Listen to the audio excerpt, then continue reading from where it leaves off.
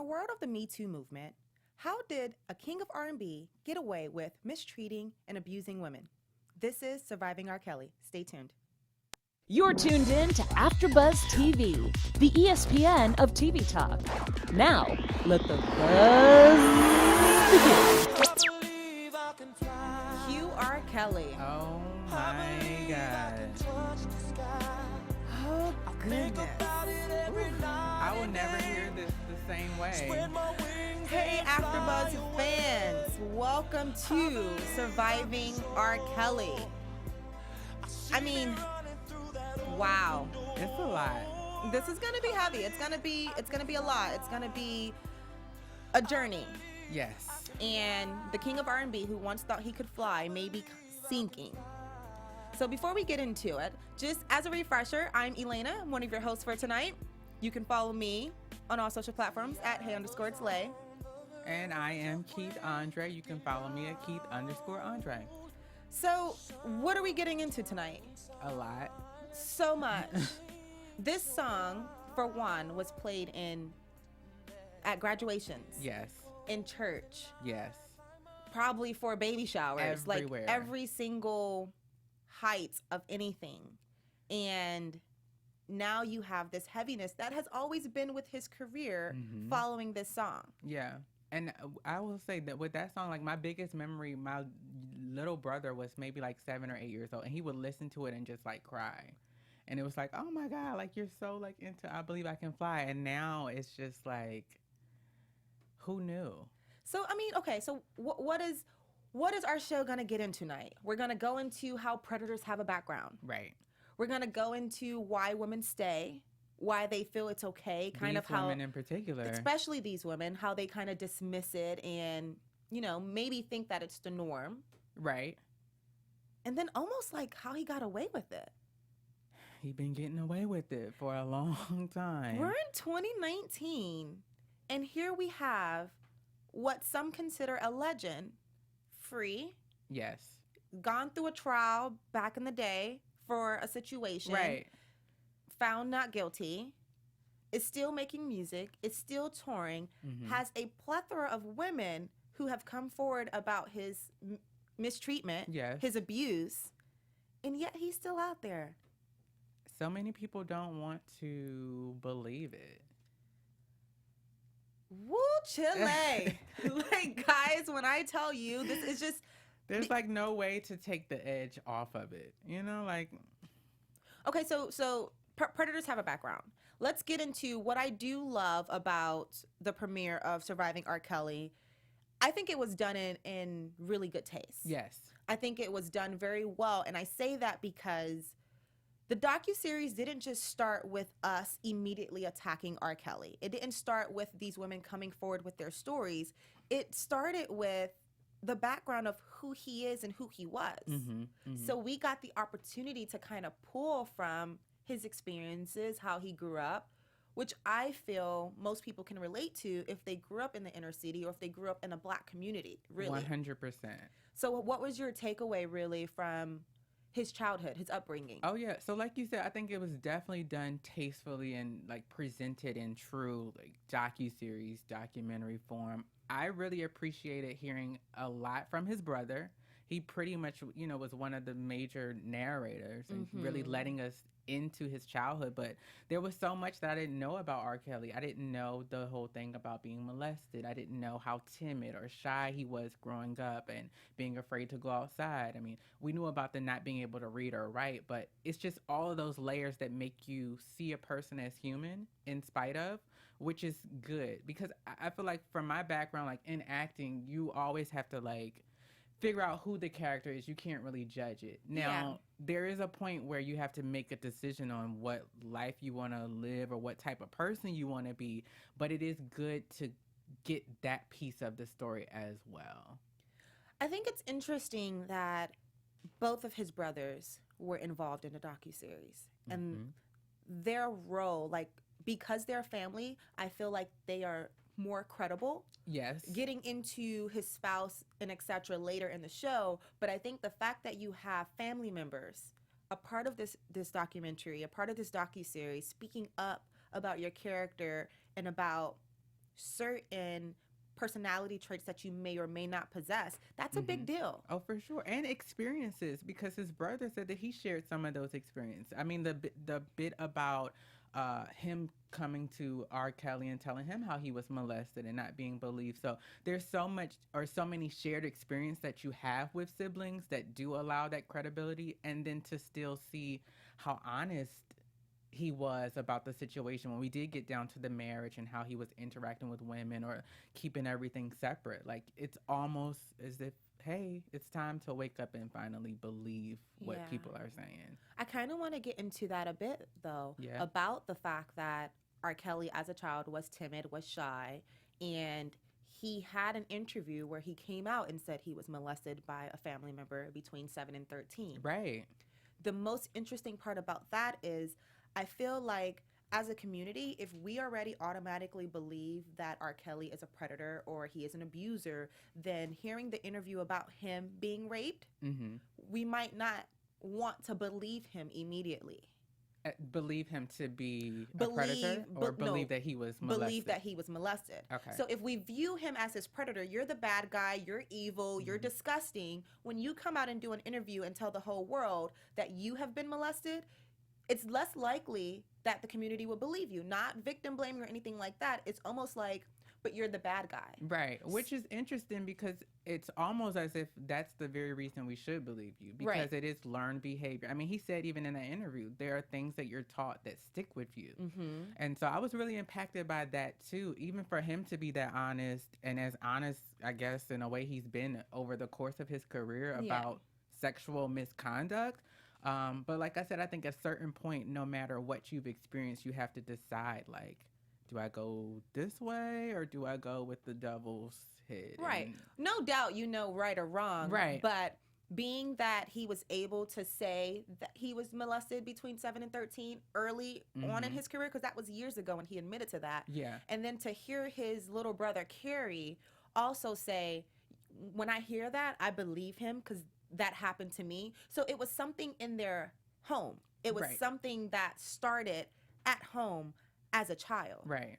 Which 9 times out of 10, tends to be the case. And I think in large part in like the Black community, like where you have people who have shared kind of these experiences of like molestation or rape or violence. Yeah, learned behavior. But everybody doesn't go on to be this type of person. I mean, no way does it excuse the man that he came to be, because clearly if you are insightful enough to have that type of conversation in an interview, then like you said, right or wrong, like what are we doing here? It doesn't excuse your behavior. Yeah, I totally agree. So moving forward into his teenagehood, it's interesting to see. I do like that the docu-series had clinical psychologists speaking to kind of break down certain behavior. So 2 sides to that. Now, I don't want to be completely biased as a viewer because I do stand for women's rights. I do stand against any type of woman abuse. I do stand against any type of sexual abuse. I'm not for it. I don't. I just don't. I don't sponsor the patterns. But I will say it's interesting that the clinical psychologists only worked against R. Kelly. That's the point of the show. That's the point of the docu-series. Sure. I get it. Of course, they're going to make it go that way. So when they were speaking, I love that they gave us input, but I also wanted to know the other side of it. Just how they gave us who he was as a child and how he may have developed to become who he is.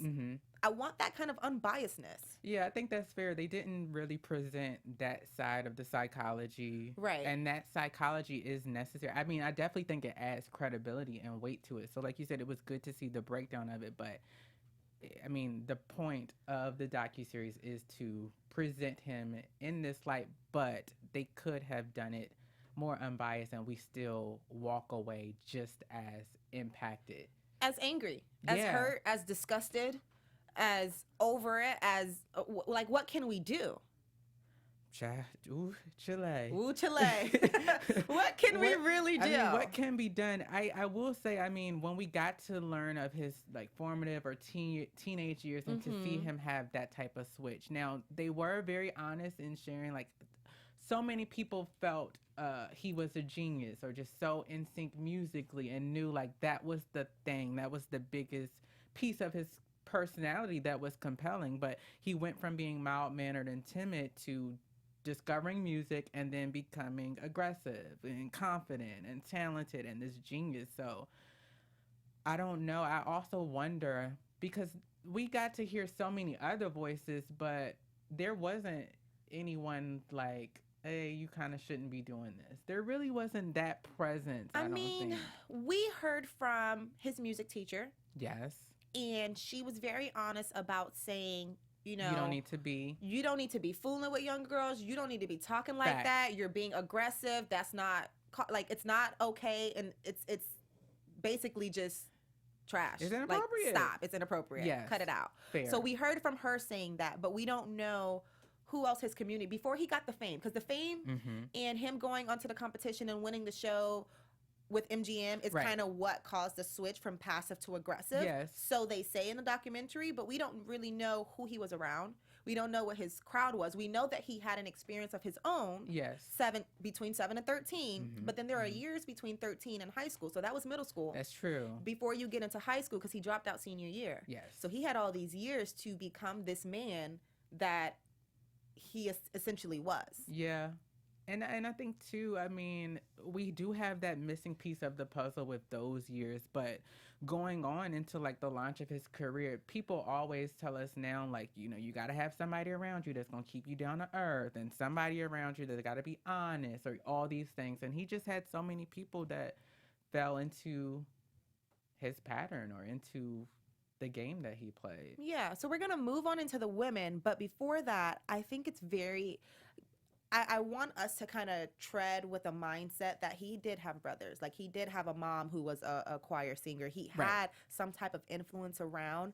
And his big brother, Bruce, the one that's in jail right now, was very clear about saying, we wanted our way with the girls. We had certain preferences. So when Bruce started saying that, I was like, okay. Red flag. Yeah, exactly. Like, Robert Kelly ain't the only one not by yourself. with some issues.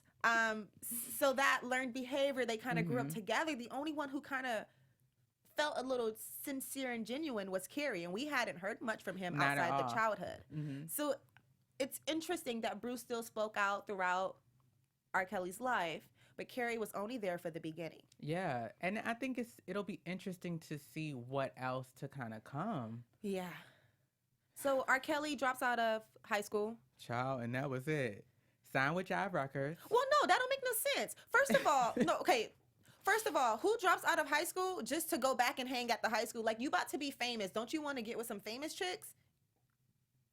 Granted, it may be a disease. It may be a pattern. It may be something that was developed from his molestation, from being raped. I get that. But who pulls him away? Who distracts him? Like, you busy. You trying to get money at this point. He was trying to do a lot of things, I think. And I think, I mean, like with one of the psychologists that was just sharing, when it comes to being a victim, like a young victim of child abuse or molestation, it becomes that whole thing of the only way to be the victor is to have power over. So you're going to do the behavior and be the molester. But like you said, I mean, you think as gazing and eye-opening as fame and celebrity is, he could have done 1,000,001 things. But that goes to kind of like, you know, how do we interact with pedophiles, or how do we interact with these members of society who, you know, from jump, they have that kind of pattern and that kind of behavior. They don't really want to be out kicking it at the mall or with famous people. I want to keep a running line here. So if you're watching at home, definitely join in on this. As we go through the first two parts of the docu-series, I want to know, at least from you, and I'll be honest also, how much of it you think are lies and how much of it you think is true. From the documentary? So from where we are right now, all we really talked about was his early childhood. Okay. So do you feel like he did go back to the high school and hang around these young girls and pick them up, that he was molested. Granted, it's just our opinion. We don't know much about except for what we were shown, but I think you kind of get a sense. So if you're watching at home, just kind of let me know when did the switch flip on, okay, I really believe that this happened, or this might be a little far-fetched. I think that's fair. Let me give my disclaimer too, because I am an advocate of women. I'm always going to stand with women. She could be lying or not. That whole argument, I don't even participate in, because first and foremost, I feel like my duty is to stand with women.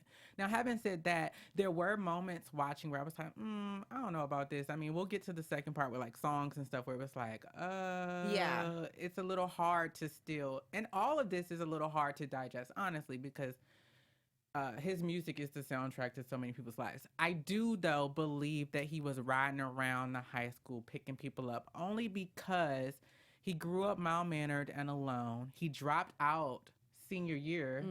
And so I do feel like, well, this is what he's known. You know, he's tied to the choir department, and if he like young girls, where else you gonna get them? So I do believe that's the only reason I'm asking that is because, like, on social media, there's this big debate. Even while we were watching the docu-series, there are people saying, well, innocent until proven guilty. Basically, R. Kelly is innocent because there are no hardcore facts outside of opinions from women who have come forward about being abused by him. And then there are the other half saying this has been a running theme since he was a child. And this has always been something that's followed his career, something that's followed his image. So it's true. So there's the two sides of it. So I kind of want to keep the temperature on where we stand on the sides of it. That's a good idea. I'm not a R. Kelly hater. I loved his music growing up. I didn't really understand it as much as I do now, as far as like all the songs that he came out with, the songs that I was singing that I had no business singing. None at all. So as an artist, just musically, respect him, love his music. However, I think he's a predator. Agree. I can't participate, and I'm with you there. Like, as an artist, I'm the type of person, I don't believe that you can deny talent. That's just, I'm sorry, Right. That's where I stand with it. You can't deny talent. Brilliant. He has hits. He has music that has impacted the lives of so many people.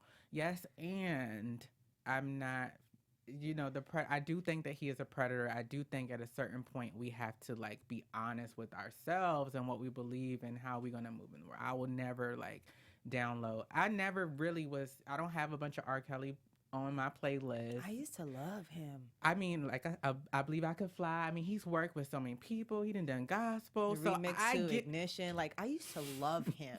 Okay, I knew all the words. So he can make music. it's heartbreaking. It is, but I think at this point we do have, like, a certain responsibility to kind of, like, honor what we believe. And we were introduced to Javante. Yes. We were introduced to Javante, background singer for R. Kelly, and, she admitted to us meeting him at the age of 14. Yes. Which is hard. I mean, one thing I can say is, in a high school environment, there are times where seniors are hanging out with freshmen, and the freshmen are 14, 15, and the seniors are 17, 18, maybe even 19, depending on how late they started, how late they didn't. So the fact that they had a friendship, like, she met R. Kelly through her friend Tiffany, the fact that they had that friendship and developed that friendship wasn't necessarily alarming. Right. It wasn't, like, hugely alarming, because that was his community. That was all he knew. So it seems, based off of what we've seen. But then again, when they started getting closer, it got interesting. So one thing I loved is that almost every woman who have gone and spoke forward, starting with Javante, spoke very highly of him. Yeah. Had so much respect for him. Was like, oh, he was a great guy. He was sweet. He was gentle, Super genuine. talented. He was charming. He was talented. He knew that I wanted to be a singer. He brought me to the studio. He tried.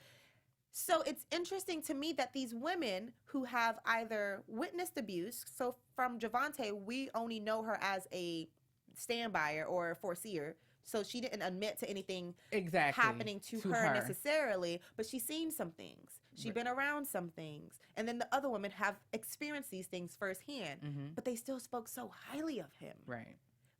And that's what I mean, if there was ever any doubt in my mind, that kind of turns the key into me believing them even more, because if I'm lying, I'm not about to sit and praise you. Right. I'm about to be like, he's trash. Like, just try to bring you down and drag you down. But if I'm telling the truth, then I can say, when I met you, you were the most amazing man that I have ever met.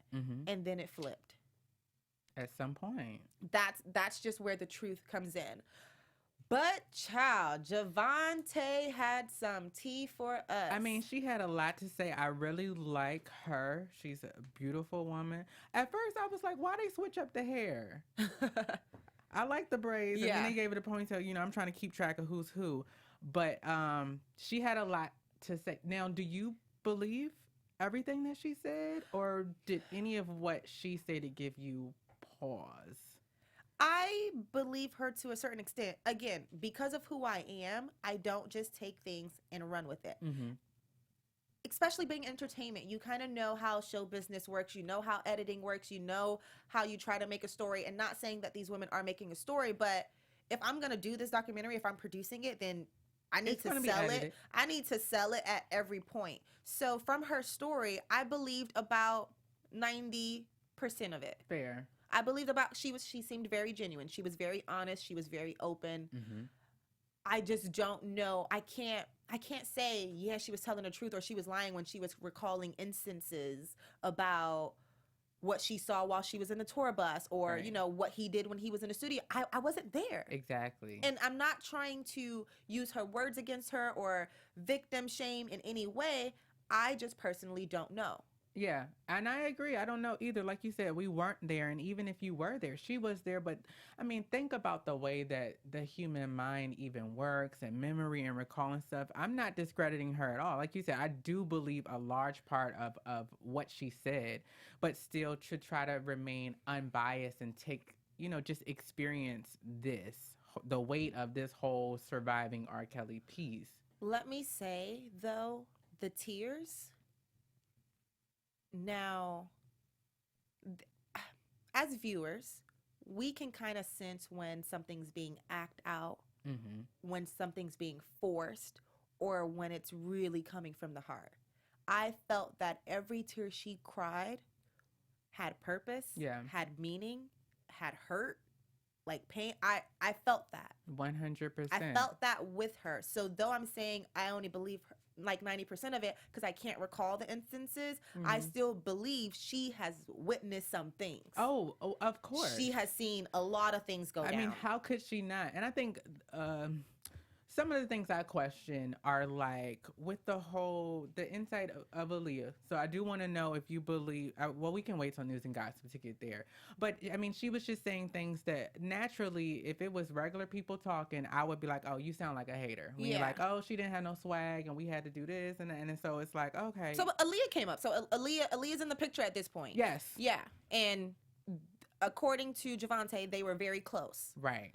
Which also kind of, which is where I don't know, because if we only have her side of it, we don't have Aaliyah's side to be like, mm-hmm. oh, we weren't that close. So I only know her side. Of course, still valid, but I only know her side. But her and Aaliyah were super close, and right, Aaliyah was 12. They had to show her the ropes. They had put to some clothes on her. They said the girl didn't have no swag. She did clean it up and say, well, she was 12, so she didn't have swag. But, you know, that type of thing is like, oh, okay, well. But because when she said that, I was like, she had no swag? All I seen is swag from Aaliyah. What? You can't make that swag up. What? You can't. So she did say, you know, she took off the pretty clothes and she dressed like a tomboy. So those type of things, it's like, okay, how much of this is accurate? But I don't know. I mean, she said she saw some things in regard to Aaliyah and R. Kelly, which the world is going to continue to disagree over. Well, so to be very honest, when their whole relationship was happening, we didn't know if they were friends or whatever the case may be. They were very close. And even the interview that they showed on the docuseries, the way that they were answering questions and deflecting, like trying to keep us guessing, fine, I get that. Let's give them something to talk about, whatever. Right. It wasn't that made me question R. Kelly and Aaliyah's relationship. It was the way she spoke. It was the way she like smiled. She was like, yeah, like he's my best friend in the whole world. Right. It felt like it was more. Of course. And I think it's almost natural for it to feel that way. You have a girl who is between 12 and 14 in that point with a grown man. I mean, to be young is to fall in love with anybody. And the whole secret marriage. Which I feel like they rushed over that. It's like we came back from break and the marriage was annulled and he paid $100. They got married. Well, the reason they did is because there's no facts to it. Like, I mean, granted, we kind of knew they had a short marriage, right? But outside of that, there wasn't much you can say, especially with Aaliyah's image out there and Aaliyah being deceased. Lifetime is not trying to get. You can't say that. You know what I mean? Yeah. But then they were annulled, and he gave her mama $100. I think that was a mistake. For him to give up $100, or for the mama to accept $100? For him to give $100, for Aaliyah and the family not to like press charges or file any claims and etc. against him. I mean, I know $100? Times are different, but he was definitely low balling the women that he had to pay off. I'm about to accept $100 from my daughter. That 100? But that could have been if we're good friends and all right, we have to put something on paper. I got to pay you something so that it doesn't come back. Can we agree on $100? 100? Yeah, that's true. If you love me, even as a friend, you're not about to give me $100. Let me just say that. Clearly, I'm going somewhere else, but I'm just saying. And even on the family's behalf. So the reason that they got annulled so quickly was because, like, you know, the family was just like not having it. Mm-hmm. You're not about to accept 100. That's just crazy to think, but that goes to where there is just so much that we do not know. Yeah, there's just so many layers to it, to where you can only kind of take the solid pieces and run with that. How about the Age Ain't Nothing But a Number song? Now that was one of the songs that I was singing that I had no business singing. That was one of the songs. You know the meme going around, I was today years old when I found out. When you found out what? I mean, I knew about Age Ain't Nothing But a Number, but just to see that paired with like the lyrics and like their whole situation. Stop.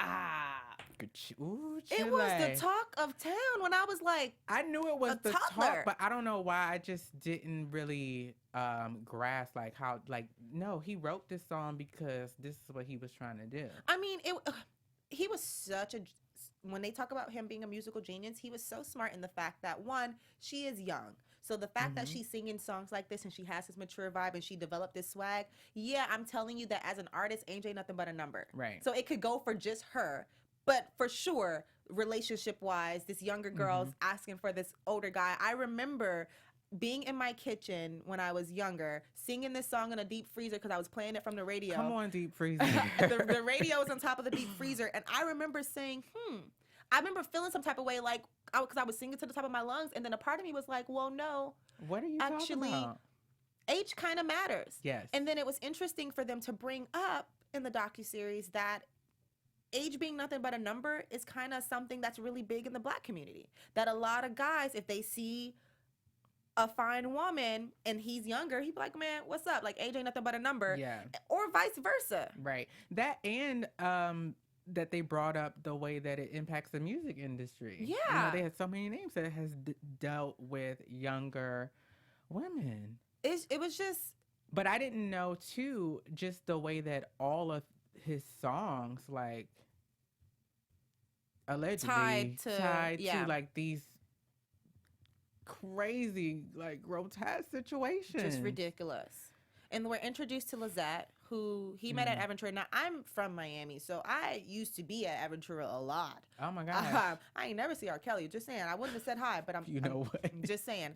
But to go from her saying, you know, being starstruck over this guy to being in the position that she was in, to miscarrying, to developing a disease, to being paralyzed for 2 weeks. To having him write, "You Are Not Alone" from Michael Jackson because she had a miscarriage. So are you trying to tell me you didn't believe that? Is this a check-in moment? I'm just saying, y'all, it's difficult to really kind of like go there. And that could be just like me protecting my own like bias or creativity, but it's I'm not saying, I don't want to say I don't believe her, but it's just like, wow, you know, some facts that you learn from entertainment just be like, I'm gagging right now. Yeah. The fact that he was with her for a year before she found out that he was married, that was also just interesting to me because this is a very public man. And obviously we have much more access to celebrities nowadays than they had then. Oh, we can track their every moment where they couldn't. So it's very likely she had no idea. He kept his world separate, according to Andrea.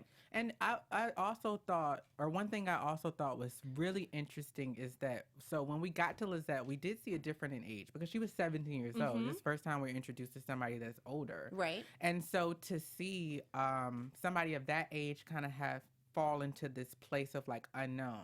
Because I'm going to tell you right now, I am probably one of the most inquisitive people you will meet. I need to know what's going on. I'm asking a lot of questions. But everybody not like that. Right. Not with somebody that you admire. For sure. And you look up to. It's like, oh my gosh, you're taking interest in me. Especially Lizette wanting to be a singer, him bringing her to the studio, coming in for a kiss. It's like, I really don't want to be kissing you, but I'm not trying to get in the way of my opportunity. It was just so many factors. Yeah. And then as a woman, when you already know that you could be overpowered, you don't want to get nobody angry. You don't want to get it to a point where it's forceful. So you're just like, all right. No, let me say, I completely understand. No, Even as like a black gay man, I've had experience to where I get it. Yeah. You know, where you're dealing with people and you are taught or you learn just to move in a certain way to avoid like confrontation. So that makes sense. But it was like we literally went from 12 and 14 years old to a 17-year-old, like young woman, where you probably would expect somebody younger to behave that way. I get the reason that she did and how you can get sucked into like being flued out and you know what I mean? Like what today is. I kind of want to get into Andrea's story a bit because really in my opinion, she has the most weight. And she sheds so much light on her story. She was married to this man for 10 years. She has children with him. So I didn't know they had kids. What? Well, they didn't talk about the kids for the docu-series, but yeah, so I'm in love with her, and I think that I got more into her story from Hollywood Exes. Yes. She was on Hollywood Exes, so I kind of got to see her because prior to that, she hadn't spoken you didn't really know in public a lot, which also just makes my heart break because even still, she's been through so much stuff that she admitted to not even wanting to talk about. Oh my God, I'm getting emotional. That's insane. It's a lot. She sat there and said there are still things that I'm not willing to talk about because of the darkness, because of where I was, because of the disbelief. So as a woman to go through certain situations, and I've seen it. I've seen strong black women fall victim to abuse. Yes. Like and they know better. Right. They know that I shouldn't be in this situation. They know that it's wrong, but they stay and they try to fight it and they try to overcome it and they even try to overpower the man. Right. And they have kids involved. Like I've seen it firsthand. So that just gets so depressing to hear her say that she's still in a place. Like at this point, I'm doing a docu-series about the abuse that this man has put me through. And I'm still not going to tell you this. I'm not trying to beat you down. I'm not trying to tear you down. All I'm doing is telling my story. Yeah. That literally, like just, how is he not being punished for any of the things that he's done? It's devastating. I mean, it is devastating, but too, I think that's why there is like this kind of call to action, especially, I mean, it sheds so much light on like a black community and just how these are the things that go overlooked so often from people who have nothing. I think it was Javante that said, no one cares because it was happening to black girls. Yep, no one cared because we were black girls. That's exactly what she said. So it was like, how did we get here? How did we get to 2019 and he's gotten away with all this mistreatment, all of this abuse, all of the peeing in the mouth kind of situations? How did we get here? And I wonder because as a black woman, if I am mistreated, if I am abused, does my voice not matter as much? I think people are overwhelmingly willing to look past people they admire. I have a girl that I work with. She just had a baby. She's a homeowner. She's engaged, black, young, in love with R. Kelly. He can do no wrong. She ain't believing nothing. I was like, please, girl, watch the docu-series, watch AfterBuzz, and like kind of people just are so, and I don't know how you can watch something like this and not have any connection to and still feel like, no, he's completely innocent. Right. There has, like, okay, so we all heard the saying behind what's the saying? I don't know. Every strong. There's some smoke behind a fire, or behind every fire, some kind of smoke. I forget the saying, but it's something like that. Basically, where there is some type of rumor, there is something that led to that rumor that is true. Like every joke got some truth to it. Like there's some pieces that are credible. Exactly. So whether someone feels like he's completely innocent or not, it's no way that multiple women for years, this has been decades long. Do you know how old I was when I started hearing about his allegations? Listen. This has been decade-long trauma. Mm-hmm. And let me tell you what really got me. The surprise wedding that he popped up on. He done gave her a surprise wedding and thought he was doing it. Like, boom, baby, look at this. I mean, sir, the manipulation. The proposal, I was like, okay, I guess that's kind of cute. Like, it was parachute cute. ring. But then you get to a surprise wedding. And then all of the other things that she talked about, I mean, because I think when people hear like, oh, so-and-so was locked up, you think you have to be locked with the key behind a door. But to know that she had to knock and ask, can I come down and get something to eat? Can I use the restroom? Lizette even said I had to ask for permission to use the restroom. I got slapped for looking at somebody that I shouldn't be looking at because I'm only supposed to look at you. Like, what? But those are the things, like that type of domestic violence and abuse is the thing that is always like overlooked. And then you have women like Sparkle, who so strong. Yes. Will not tolerate the BS. Even if he says no one can speak to her or say hi to her, she's still going to do what she's going to do because it's like, you don't control me. Mm-hmm. So she kind of saw his manipulation. She kind of saw that side of him, but still insisted on introducing her niece to this man. And I get it. He was shaping her career. That song that they have together, I know all the words. Of course. You know what I mean? Like, it's popping. So yeah, I want you to put my niece on because at the end of the day, this is going to feed our family. But I would not, I'm sorry. I can't imagine being privy to how he acted with the world and with other women and introducing and feeling or just thinking that, oh, she with me, so she's good. I can't even imagine how Sparkle feels because she broke down saying I should have never introduced my niece to him. And she's carrying that weight. She will probably carry, who knows how long you have to carry something like that. I thought they did a really good job just as far as an entertainment piece, like putting that story together with us finding out from Lisa Vent, yeah, that Sparkle's niece ended up being the girl on that they were having threesomes with. And Lisa, obviously, we're going to get more into her on part 2, but Lisa was interesting. So we got to find out about the threesomes from her tonight and how she thought that sex with a 16-year-old was okay, but when she found out that the girl was actually 14, her heart sank. Well, and I don't know that she thought it was okay, but I think that, you know, being involved in abuse and being exposed, because she did say there were moments where he wanted her to do this or have sex here, and she's crying on camera. So I don't know that she thought it was okay, but well, I love that she admitted to also having some wrong, but right. So she was like, I played a part. I also had sex with this child. She was probably one of the only so far women who kind of held that type of accountability for themselves. A certain part of her knew what she was doing. Right.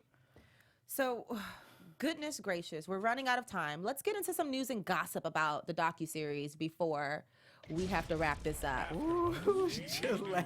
Because it's so much. Like, it's so much drama. Like, first of all, off the rip, from the premiere in NYC, what happened? So, premiere in NYC, everybody's ready to have this premiere. Quiet as it's kept. Somebody called and said somebody was there with a gun. And they shut the premiere down. They had to shut it down. R. Kelly's camp, allegedly, I don't know, but somebody said, oh no, not on my watch. This is not happening. And then we have this morning, Brian Nix, R. Kelly's lawyer, saying that if Lifetime does air this show tonight, they're going to sue. I'm waiting to see the papers filed. I mean, he says that it's going to be defamation because the show is filled with all lies. But you can't. I'm so proud of Lifetime for being a network that speaks on behalf of women, that puts their stories out there. I love them for that. Right. And Lifetime, I mean, I don't know that their still slogan is, but I remember it was television for women. Exactly. Then we have the story that Javante gave about seeing R. Kelly and Aaliyah having sex in the tour bus. We have Aaliyah's mom who came out with a statement basically saying those are lies. That ain't happen. We was on the tour bus. We were with her every step of the way. Impossible. And then, so that puts us viewers in a position like, okay, well, did she see them having sex? Or is the mama telling the truth? Does she not want her daughter to be dragged? I don't know which one is it. There is still a possibility that she had sex with that man on the tour bus. Right. Because even if your parents was there, they might have been sleeping. She said they used to sneak out. She said they used to sneak out and sneak Aaliyah other places. Yeah. And there's only so much that y'all were doing because she got married to the man at 15. Right. And of all the voices we heard tonight, there was only two big celebrities, John Legend and Wendy Williams, that we heard from. John put out a tweet because so many people were praising him for still speaking up, even though he had the certain height of his career, because there are artists like Jay-Z, Lady Gaga, Dave Chappelle, Lil' Kim, Erykah Badu, Questlove, Mary J. Blige, others that denied speaking on the docuseries at all. Right. Which is, I mean, I get it. You don't want, it's not that you're standing for him. Mm-hmm. You don't want to be mixed. You don't want to be in the mix. Yeah, it's too messy. Be soiled with it. But now I think there's going to be a certain level of like responsibility because we want to know. And even too, you can come forward like Wendy, but I know on her show, she has talked about a conversation that she will never share details that she had with R. Kelly. Yeah. So she's on here, but there's only so much that she's given up. There's only so much tea that she's willing to share. There's going to be another 2 hours of this docuseries that we get tomorrow night. I cannot. So, I mean, we really just have to get ready because I feel like this was just the intro. And now it's the bag of worms are just going to start coming out. I didn't know what to expect. I didn't either. I have to digest it a bit. I think they've definitely set a tone and kind of knowing where to go, but it's a lot to kind of like deal with. And then to deal with social media tomorrow, too. Yeah. It's just going to be like, Well, we want to hear your thoughts. We want to know what you thought. So make sure that you are commenting. Make sure that you're using the hashtag Surviving R. Kelly and AfterBuzz TV. You can also connect with me on all social media platforms at hey_it's_lay. That's right. You can follow me on all social media at Keith_Andre. Let's get the Twitters going. Let's get into some conversations. We'll see you guys back here on AfterBuzz TV for night 2 of Surviving R. Kelly. Later. Buzz you later, After fans. Our founder, Kevin Undergaro, Phil Svitek, and me, Maria Menounos, would like to thank you for tuning in to AfterBuzz TV. Remember, we're not just the first, we're the biggest in the world, and we're the only destination for all your favorite TV shows. Whatever you crave, we've got it. So go to AfterBuzzTV.com and check out our lineup. Buzz you later. The views expressed herein are those of the hosts only and do not necessarily reflect the views of AfterBuzz TV or its owners or principals.